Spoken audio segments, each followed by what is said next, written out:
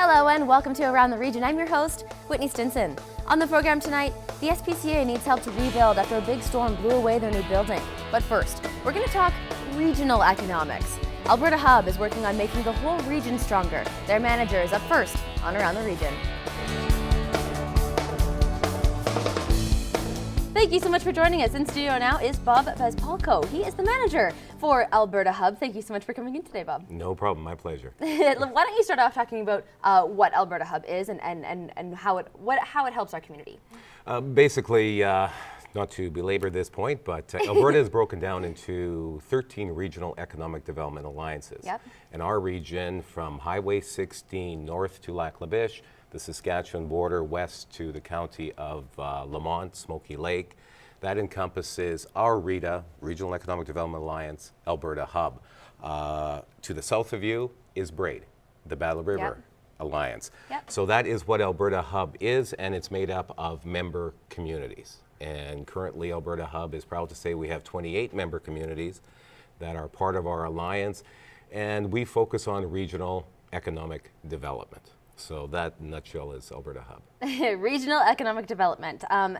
Normally, economics is something we think of in more of a community economics, or Yeah. maybe even sometimes a provincial economics. So explain to me the difference between explain to me how exactly you can go about doing a regional economic plan for a bunch of different communities with all different economic systems.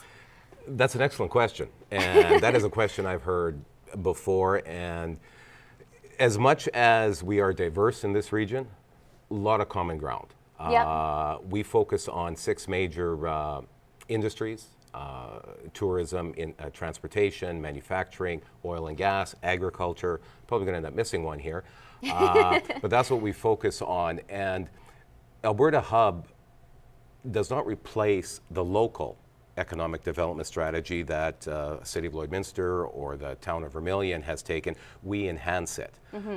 We are funded through membership per capita plus the Alberta government. There was a transition stage that we went through with funding, but we can take the community strengths and take it to a level and increase their viability and increase their market share. So if a community, for instance, focuses on agriculture, and they work with their business community around their region, we can take that information, meld it in with the other communities in our region, and as the saying goes, strength in numbers. Yep. Right now, for instance, to give a great example, Alberta Hub not only works with communities, we work with organizations like the educational institutions, Okay. Lakeland College, Yep. Portage College, Blue Quills College. And right now, Lloydminster, back to school time, housing is an issue for the Lakeland College. Yep. Well, you have communities around you, Marwayne, Dewberry, Vermilion, housing. So communities can help each other. If a community is strong here, but weak in one area, the other community, and they become viable by working together.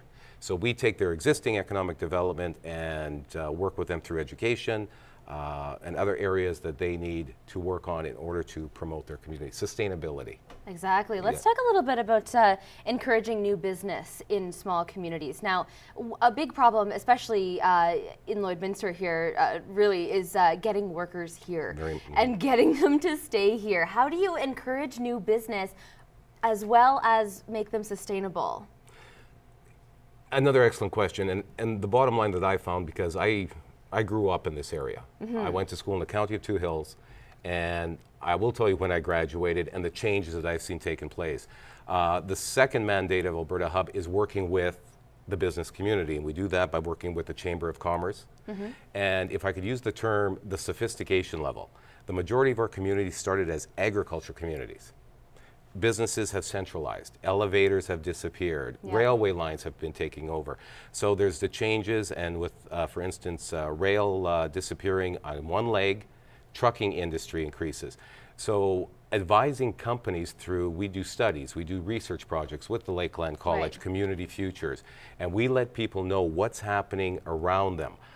In smaller communities, me being from one, they'll say, geez, the town is busy today. Yeah. Or, geez, the town is slow today. What are the reasons people coming here to your community? They're there to pick up the mail. They used to deliver grain. They used to do this. But now that has disappeared. So there's been demographic changes, traffic count. Right. What was the traffic count on Highway 16 from Vermilion to Lloydminster 10 years ago, what it is today, and specifically what type of traffic is there? Okay. We gather that information, provide that to the community. When you're looking at community planning, are you aware that there's this trend developing? If you know that the trucking industry is increasing, would there be a possibility for a gentleman or a person that had a motel, a truck stop type of setup? It's those little things, and then from there the ripple effect in spreading out, and a cluster of industry can develop or business. What you're really talking about here is regionalism, and it's something that we love to talk about here on Around the Region. We're going to talk more about it just on the other side of this break.